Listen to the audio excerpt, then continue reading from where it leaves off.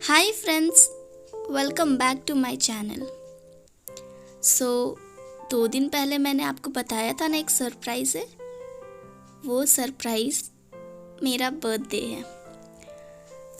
मेरे बर्थडे की शुरुआत मेरे फ्रेंड के विश से हुई, जो उसने मुझे 12 बजे विश किया था। और इसके बाद मेरे भाई ने, मेरी मम्मा पापा और बाकी रिलेटिव्स ने विश किया। फिर एज़ यूजुअल मेरे घर के काम सुबह सुबह हो गए और मैं रोटी बनाते बनाते कुछ मस्ती के मूड में एक टोस्ट भी बना दी, जो आपने देखा अभी। और ये रही राजमा की सब्ज़ी जो मेरे पापा ने बनाई थी। वैसे बहुत टेस्टी थी ये। मेरे पापा अच्छा खाना बना लेते हैं। उसके बाद सारे काम करने के बाद मैं थोड़ा देर पढ़ने को बैठी, स्टडी टेबल पे बैठी। और फिर वैसे तो मैं कंसंट्रेट नहीं कर पा रही थी, क्योंकि दिन भर सिर्फ कॉल्स ही आ रहे थे, बाकी सारे रिलेटिव्स के, फ्रेंड्स के। तो मेरा सारा टाइम उसी में चला जा रहा था, बात करने में। जैसे ही एक कॉल रख कर फिर पढ़ने को बैठती तो फिर दूसरा कॉल आ जाता। तो फिर मुझे ऐसा लगने लगा कि आज तो कंसंट्रेट कर पाना मुश्किल ही है। तो फिर मैं सोची कि अपने बर्थडे को, व्लॉग को ही रिकॉर्ड कर लेती हूँ। फिर मैंने ढेर सारे चॉकलेट्स मंगवाए थे जो मुझे किसी को देने थे। तो ये रहे वो सारे चॉकलेट्स। और वैसे मुझे भी चॉकलेट्स बहुत पसंद है, तो मैंने कुछ एक्स्ट्रा मंगवा लिए थे जो मैं खुद खाने वाली हूँ। हाँ, कल नहीं खाई थी, आगे खाऊंगी। इसके बाद मेरी 2 फ्रेंड आई थी।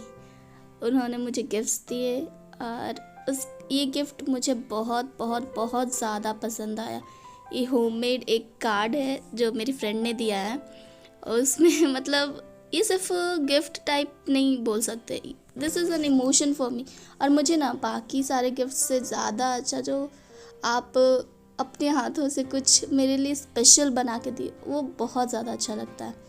फिर मैंने रात में केक कट किया और पापा डिनर बाहर से ऑर्डर किए थे, क्योंकि मम्मी थी नहीं, तो मम्मी को बहुत ज़्यादा मिस कर रही थी और मुझे खाना बनाने का मन नहीं था। तो पापा बोले कि ठीक है, हम बाहर से ही लेकर आते हैं।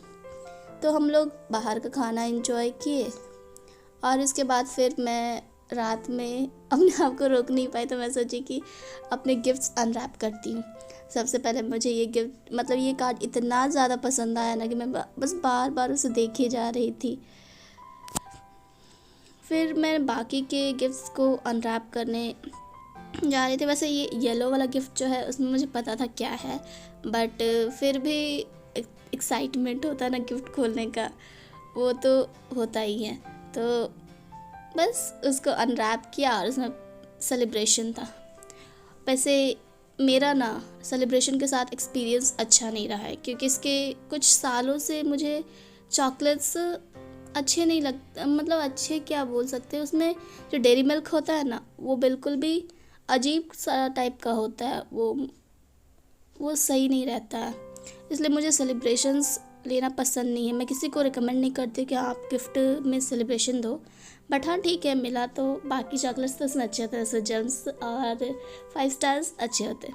और ये मेरी दूसरी फ्रेंड ने दिया, वो काफ़ी ज़्यादा एक्साइटेड थी मैं इसको खोलने के लिए, इसमें क्या है।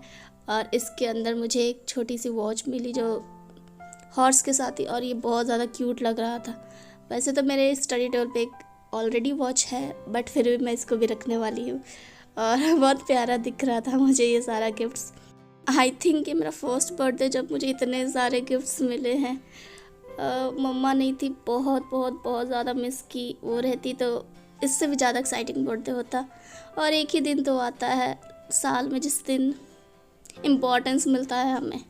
फिर मैं सोची कि कुछ थोड़ा पढ़ लूँ, क्योंकि दिन में कुछ पढ़ाई हो नहीं पाया था, तो थोड़ा रिकवर करूँ। मुझे एक सर ने कहा था, अगर आपको एंजॉय करना है ना तो आप करो, बट उसको रिकवर करने के लिए आपको डबल मेहनत करनी पड़ेगी।